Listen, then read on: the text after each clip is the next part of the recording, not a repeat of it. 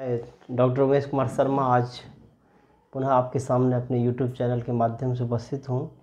आज हम भक्तिकाल की बहुत ही महत्वपूर्ण रचना पद्मावत के उस महत्वपूर्ण अंश पर आपको लिए चलना चाहते हैं जो यूजीसी नेट के पाठ्यक्रम में है, और यही पाठ्यक्रम पीपीएससी में है, यही पाठ्यक्रम यूपीएससी में है, यही पाठ्यक्रम पीजी के लगभग सारे विश्वविद्यालयों में इसे सम्मिलित किया गया है। नागमती वियोग खंड, इसका हम सामान्य परिचय आज आपके सामने प्रस्तुत करेंगे। इसके बाद नागमती वियोग खंड में जो कुल मिलाकर के 19 पद हैं, उस 19 पदों की हम क्रमवार व्याख्या करेंगे। सारे व्याख्यान में एक एक पदों की व्याख्या की जाएगी और कुल मिलाकर के 20 भाग में ये आपको नागमती वियोग खंड मिलेगा। आज जो प्रथम भाग आपके सामने है, उस भाग में हम स्पेशली आपको नागमती वियोग खंड क्या है इससे हम परिचय करवाएंगे। आप तमाम लोगों को पता होगा कि प्रेमाश्रयी परंपरा के, प्रेम काव्य परंपरा के सबसे शानदार कवि मलिक मोहम्मद जैसी हुए। मलिक मोहम्मद जैसी की सर्वप्रमुख रचना है पद्मावत। पद्मावत के बारे में कहा जाता है कि ये इश्क मजाजी से लेकर के इश्क हकीकी तक की यात्रा है। अर्थात जो इश्क, जो प्रेम मज़ा लेने की चीज़ है, उसको किस प्रकार से ईश्वर प्राप्ति का साधन बना लिया गया है, जो पद्मावत में हम स्पष्ट रूप से देख सकते हैं। इस काव्य में लौकिक प्रेम के माध्यम से आध्यात्मिक प्रेम की व्यंजना की गई है। ये नायक नायिका, उपनायक उपनायिका, सारे सब कुछ इसमें लौकिक है। सारे नायक नायिका सब कुछ लौकिक है। बावजूद इसके साथ एक प्रतीक चल रहा होता है जो आत्मा का, परमात्मा का, गुरु का, ब्रह्म का, इन तमाम चीज़ों का प्रतीक है। दरअसल पद्मावत के उपसंहार में कवि जैसी ने लिख दिया है कि तन चितौर मन राजा किन्हा, हिय सिंघल बुद्धि पद्मिनी चिन्हा, गुरु सोआज ही पंथ दिखावा, बिन गुरु जगत को निर्गुण पावा, नागमती यह दुनिया धंधा, बाँचा चित नहीं यही चित बंधा, राघव चेतन भय शैतानु, माया अल्लाउद्दीन सुल्तानु।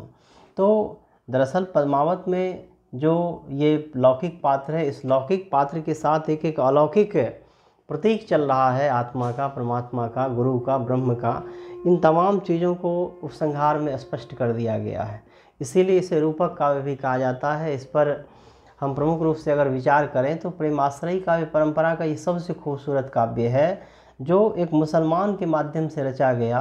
हिंदुओं के घर में चल रही जो बहुत ही प्रसिद्ध कहानी है, सम्राट रत्नसेन जो चित्तौड़ के सम्राट हुए, और सिंघल द्वीप की जो राजकुमारी पद्मावती है, उसकी प्रेम कहानी है। इस प्रेम कथा में लौकिक प्रेम दिखाई पड़ता है, और साथ में इसी लौकिक प्रेम के माध्यम से अलौकिक प्रेम की बड़ी शानदार व्यंजना हुई है। ये इस काव्य में हम देखते हैं। यह काव्य 1540 ईस्वी में प्रकाशित हुआ। इसमें कुल मिलाकर के 57 सर्ग हैं, जिसे कांड के रूप में यहाँ कवि ने परिचित कराया है कि कुल मिलाकर के 57 कांड है। इन 57 कांडों में जो सबसे महत्वपूर्ण कांड है वह है नागमती कांड या खंड। सबसे महत्वपूर्ण खंड है नागमती वियोग खंड। नागमती वियोग खंड जो है ये 29वां खंड है इसका। नागमती वियोग खंड के बारे में कहा जाता है कि ये एक प्रकार से जैसी साहित्य का मुकुटमणि है। जैसी साहित्य का मुकुटमणि इसलिए कहलाया है कि पद्मावत की जो पहचान है, उसकी जो खासियत है, उस खासियत को इसमें दिखाने की कोशिश की गई है। इसमें जिस प्रकार से कवि ने नायिका का वियोग वर्णन किया है, ये वियोग बहुत ही स्वाभाविक है। पति जब परदेश चले जाते हैं और यहाँ जब प्रोषित पतिका नायिका जो नागमती है वो युक्ता हो जाती है, वियोग को झेलती है। ये प्रोषित पतिका नायिका है। इस नायिका की ये खासियत होती है कि जब पति परदेश चले जाएं और आने का कोई तय समय नहीं हो, कोई डेट फिक्स नहीं हो, तो वो नायिका प्रोषित पतिका होती है। और ऐसा नहीं कि मास्टर जी शनिवार को दरअसल स्कूल से आ जाएं और फिर सोमवार को लौट जाएं, तो ये जो नायिका एक सप्ताह की पीड़ा झेलती है आजकल, ये प्रोषित पतिका नहीं हो सकती है। दरअसल इसमें यह होता है कि जब पति चला जाए और आने का कोई ठिकाना नहीं हो, नायिका एक लंबे अरसे तक वियोग को झेल रही हो, तो वैसी नायिका को हम प्रोषित पतिका नायिका कहते हैं। और इसकी परंपरा हिंदी साहित्य में बहुत पुरानी है। बहुत सारे काव्यों में इस तरह की परंपराएं मिलती है। संस्कृत में भी इस तरह की परंपरा है। हिंदी में इस तरह की बात हम देखते हैं कि वो संदेश रासक में इस तरह की नायिका है। इसके बाद ये जो बिसल देव रासो है उसमें राजमती की पीड़ा यही है। ठीक उसी प्रकार की यही पीड़ा यहाँ रेखांकित की गई है। यहाँ सबसे खास बात यह है कि नायिका जो नागमती है, नागमती के पति पद्मावती की तलाश में निकल गए। कहा जाता है कि शादी के पहले हर स्त्री जो है वो पद्मावती होती है और शादी के बाद नागमती हो जाती है। पति जो है सो दरअसल पद्मावती की तलाश में लग जाते हैं। ये एक सामान्य समस्या है और ये आज एक मॉडर्न प्रॉब्लम हम इसे कह सकते हैं। इस समस्या से हमारा समाज परे नहीं है, मुक्त नहीं हो पाया है। दरअसल यह जो खंड है नागमती वियोग खंड, इस नागमती वियोग खंड में हम मूल रूप से देखते हैं कि जब हीरामन तोता के माध्यम से पद्मावती के अद्भुत सौंदर्य का वर्णन कर लिया जाता है तो उस सौंदर्य के प्रति आसक्त हो जाते हैं रत्नसेन। और एक स्वाभाविक प्रवृत्ति है कि पुरुष सौंदर्य के प्रति आकर्षित हो जाए। और ख़ास करके आचार्य रामचंद्र शुक्ल ने कहा है कि एक ऐसा प्रेम है जिस प्रेम में कोई मिलन नहीं, जिस प्रेम में कोई परिचय नहीं। इसलिए शुक्ल जी कहते हैं कि बिना परिचय का ये प्रेम है जो केवल सौंदर्य पर केंद्रित है। और उसी सौंदर्य की प्राप्ति के लिए, उसी सौंदर्य का गुणगान सुन करके ये नायक उस तरफ उन्मुख हो गए। खास करके प्रेम काव्य परंपरा में 3 कारण से प्रेम की उत्पत्ति की बात कही गई है। चित्र दर्शन से, उसके बाद स्वप्न दर्शन से और गुण कथन से। यहाँ हम देखते हैं कि नायिका का जो गुण कथन है, उसके जो सौंदर्य का वर्णन है, वो वर्णन हीरामन तोता ने किया है। दरअसल पद्मावती में 2 जगह पर पद्मावती के सौंदर्य का वर्णन किया गया है। एक बार हीरामन तोता रत्नसेन के समक्ष ये वर्णन करता है, दूसरी बार अलाउद्दीन के सामने में राघव चेतन उसके सौंदर्य का वर्णन करता है, जिसके बाद वो उसके प्रति आसक्त हो जाता है। यहाँ जब रत्नसेन को इस बात का पता चलता है, पद्मावती के सौंदर्य का वर्णन मालूम होता है, तो ये अपने घर से निकलता है अपने 16,000 मित्रों के साथ, राजपूतों के साथ 16,000 मित्रों के साथ ये योगी वेश में निकलता है और फिर पद्मावती की तलाश में निकलता है। दरअसल नागमती जो पत्नी है, जिसे इस काव्य में कहा गया कि नागमती यह दुनिया धंधा बाँचा चित नहीं यही चित बंधा। अर्थात इस नागमती जिसे माया के रूप में लिया गया, जिसे सांसारिक बुद्धि के रूप में कवि ने लिया है, एक प्रकार से कहें तो अगर हम स्त्री विमर्श के नक्शे पर इसका मूल्यांकन करें तो बहुत ही ज़बरदस्त मूल्यांकन ये हो सकता है कि पत्नी के प्रति अप्रेम की अभिव्यक्ति यहाँ पर की गई है और उसे सांसारिक चीज़ों के रूप में रेखांकित किया गया है कि नागमती ये दुनिया धंधा, ये सांसारिक बुद्धि और प्रेमिका की तलाश में चला है। ये अलग सवाल है कि यह प्रेम जो है वो प्रेम अद्भुत है।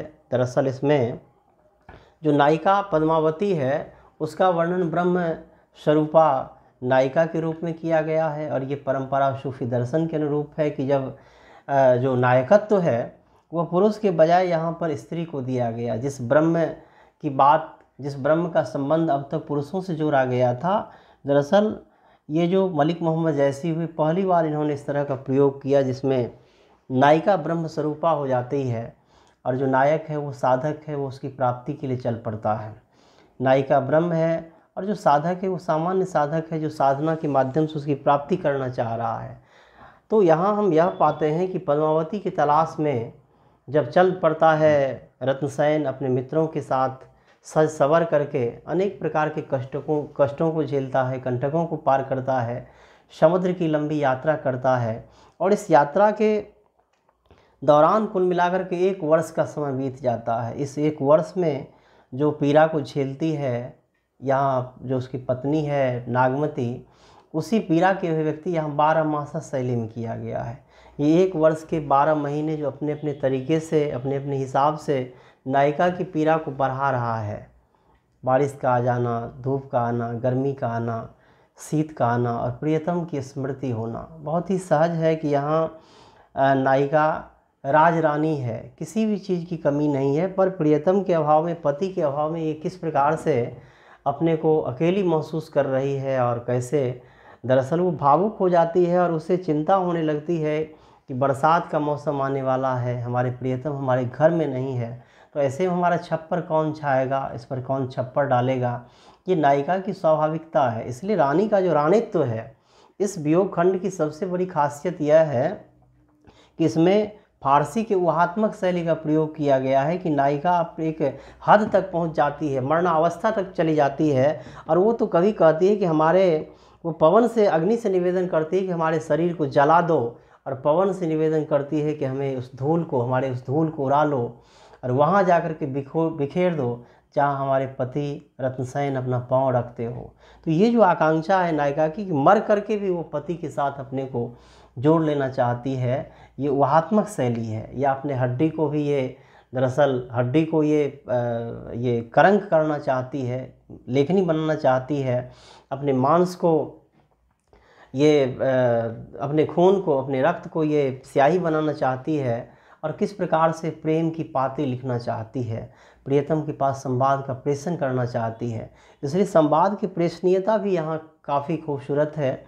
जब नायिका कहती है कि पीयूष से कहे वो संदेशरा, हे भोरा हे काग, तई धनी बिरही जर मुई तहिक धुआं हम लाग। किस प्रकार से संदेश यहाँ अत्यंत प्रशंसनीय रूप में, अत्यंत खूबसूरत रूप में प्रेषित हुआ है। रानी का रानी तो कभी आरे नहीं आता है। सब कुछ होने के बावजूद भी जो पति की महत्ता है, प्रियतम की महत्ता है, वो कहीं कम नहीं हो रही है, और नायिका उसके अभाव को झेल रही है, उसे स्मरण कर रही है, उसे बुला रही है।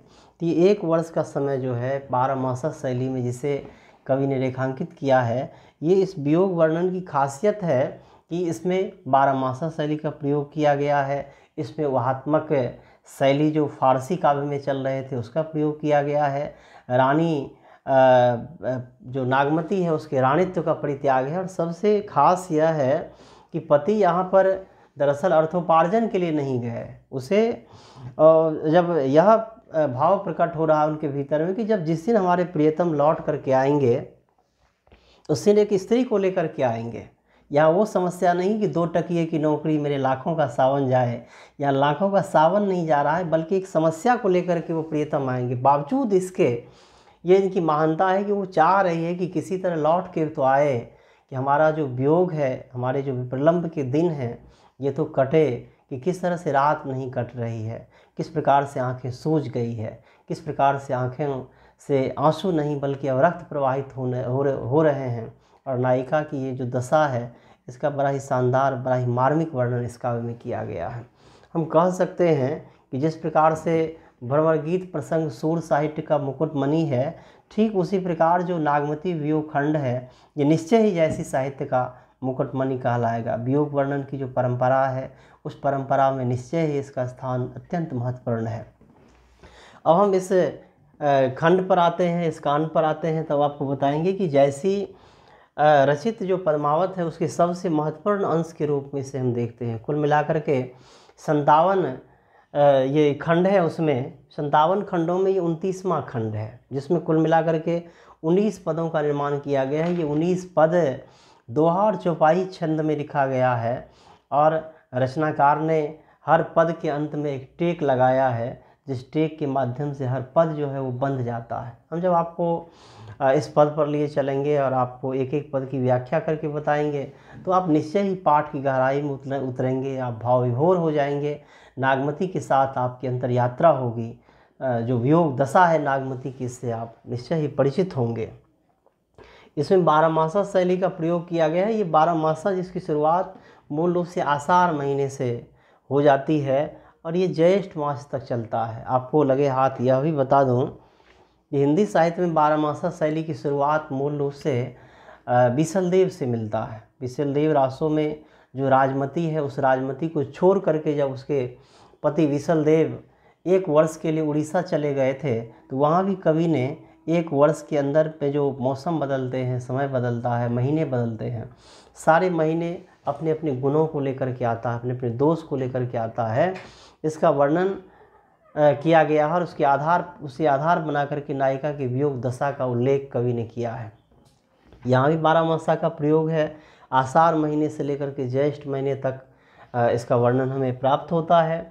यहाँ आप देखेंगे कि दाम्पत्य प्रेम की अभिव्यक्ति की गई है। जो नायिका नागमती है, ये नागमती अपने प्रियतम को पति रूप में चाह रही है और यहाँ पर किसी भी प्रकार की आध्यात्मिक चेतना नहीं दिखाई पड़ती, बल्कि यह स्वाभाविक प्रेम है एक पत्नी का पति के प्रति, जिसको कवि ने यहाँ पर नागमती के बहाने अभिव्यक्त किया है। ये कैसी पीड़ा में है कि पति जो है वो सौंदर्य के पीछे भाग रहा है और ये नायिका उसे याद कर रही है, उसे बुला रही है, संदेश भेज रही है और उसे पाना चाहती है। इसमें वियोग का ऊहात्मक वर्णन है। ये फारसी का प्रभाव है कि नायिका मर करके भी अपने प्रियतम के साथ एक मेक हो जाना चाहती है, मिल जाना चाहती है। वो स्वयं को जला करके भी, भस्म बना करके भी अपने प्रियतम का सानिध्य चाह रही है, रत्नसेन के पास जाना चाह रही है। और यहाँ इस खंड के अंत में जो कहती है नायिका कि हम तो पंछी भी नहीं है, हमारे पास तो पर भी नहीं है, पंख भी नहीं है, अगर पंख होते तो उड़कर चले जाते हम उसके पास। रेणु जी ने तीसरी कसम में बड़ा खूबसूरत लिखा है कि पतिया हो तो सब कोई बाँचे, दर्द न बाँचे कोई। आखिरकार संदेश लेकर जाने वाले तो चले जाएंगे, लेकिन जो दर्द है, जो पीड़ा है नायिका की, उसे कौन बांट सकता है। उसे ये स्वयं झेल रही है और महसूस कर रही है। घर से बाहर निकल जाती है, जंगलों में जाकर के वन्य पशु और पक्षियों से ही संवाद करती है, पूछती है। हालांकि वन्य पशुओं और पक्षियों से संवाद करने की परंपरा रामचरितमानस में भी है कि भगवान श्री राम सीता के हरण के पश्चात किस प्रकार से वो हे खग मृग हे मधुकर श्रेणी देखा तुम सीता देखी तुम सीता मृगनयनी। जो मृगनयनी सीता है उसकी तलाश में राम भी व्याकुल दिखाई पड़ते हैं। पर यहाँ बड़ा खूबसूरत है कि यहाँ नायिका नायक के वियोग में वियुक्त दिखाई पड़ती है और उसकी तलाश निरंतर कर रही है। यहाँ फारसी की ऊहात्मक शैली का प्रयोग है। रक्त ढल चुका है, आँखों से बह गया है, हड्डियाँ सूख गई हैं, करंग की हो गई है, मांस गलकर गिर चुका है। इस तरह के वर्णन हिंदी में पूर्व से नहीं मिल रहा है। ये फारसी का प्रभाव है जिसका प्रयोग कवि ने यहाँ किया है। इसमें विरह वेदना की अतिशयता दिखाई पड़ती है। एक हद तक चली जाती है नायिका कि पीयू से कहे वो संदेशरा हे बोरा हे काग तेई बिरही धनी जरमुई तेई धुआं हम लाग। ये संदेश प्रेषित करते हुए कहती है भंवरों से, कहती है कौवों से कि तुम जाना मेरे प्रियतम के पास तो कहना कि जो नायिका नागमती है वो वियोग की आग में जलकर भस्म हो चुकी है। उसी के जलने से जो धुएं उठे थे, इसी से हम काले हो गए, अर्थात भंवरे काले हो गए, अर्थात कौवे काले हो गए। सूरदास ने भी भ्रमर गीत, ये जो सूरसागर का प्रसंग है जिसमें भगवान श्री कृष्ण जब छोड़कर चले जाते हैं तो गोपिकाएं अपने वियोग का वर्णन करती है। और आप देखेंगे कैसे वहाँ पर जो कहा गया है कि देखियत कालिंदी अतिकारी। गोपिकाएं उद्धव से कहती है कि ये कालिंदी जो है, अर्थात ये जो यमुना है, यह भी जल करके काली हो गई है। देखियत कालिंदी अतिकारी ओहो पथिक कहियो उन हरीसो भय बिरह जुरजारी। कि बिरह रूपी बुखार में किस प्रकार से जल करके ये जमुना भी काली हो गई है। इस प्रकार से गोपिकाएं कृष्ण के अभाव को महसूस कर रही है। और यहाँ पद्मावती यहाँ नागमती अपने रत्नसेन के अभाव को महसूस कर रही है, अपने संवाद को प्रेषित करना चाहती है। इसलिए यहाँ विरह वेदना की अतिशयता है, एक हद तक चली जाती है, किसी भी हद तक जाकर के वो उसे पाना चाहती है। होली आती है, दीपावली का आना स्वाभाविक है। और आप देखेंगे कि सखियाँ किस प्रकार से झूमर गा रही है, किस प्रकार से सुसज्जित हो रही है और किस प्रकार से नायिका अपने सिर में राख मल रही है। यह सौंदर्य उसे लेकर के क्या होगा। विद्यापति ने एक जगह लिखा था कि सरसिज बिनु सर बिनु सरसिज की सरसिज बिनु सूड़े यौवन बिनु तन तन बिनु यौवन की यौवन प्रिय दूरे। उस जवानी का क्या महत्व है जब प्रियतम साथ न हो। और उस पीड़ा को निश्चय ही झेल रही है यहाँ नागमती, जो एक पत्नी है और पत्नी के रूप में इस दर्द को वो महसूस कर रही है। यहाँ संदेश की प्रेषणीयता है और अनेक माध्यम से, अनेक तरीके से नायिका संदेश को प्रेषित करने की कोशिश करती है। संदेश की प्रेषणीयता तो हमें संदेश राशक में भी प्राप्त हो रहा है। संदेश राशक में जो नायिका है उसके भी पति बाहर चले गए, वह भी पुरुषित पति का नायिका है।